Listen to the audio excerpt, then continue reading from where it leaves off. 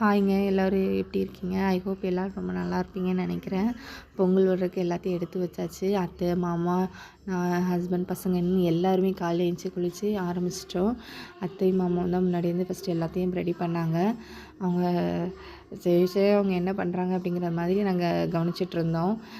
அவங்க அவங்களோட கைடன்ஸ் படி அவங்க என்னென்ன சொல்கிறாங்களோ அது வந்து நாங்கள் ஃபாலோ பண்ணிகிட்ருந்தோம். அப்படி தான் ஆரம்பிச்சிச்சு. என் ஹஸ்பண்ட் தான் ஃபஸ்ட்டு வந்து சூடகம் வச்சு உலவெல்லாம் வச்சு பற்ற வச்சாங்க.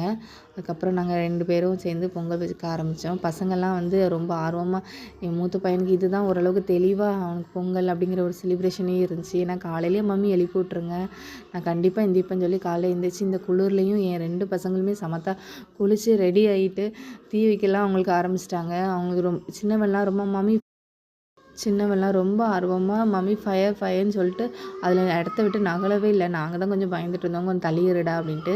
பொங்கலும் ரொம்ப நல்லாவே பொங்கி வந்துருந்துச்சு. ரொம்ப ரொம்ப ஹாப்பி. எங்கள் அத்தை தான் எங்களுக்கு குல விட்டாங்க, எனக்கெலாம் குல விட தெரியாது.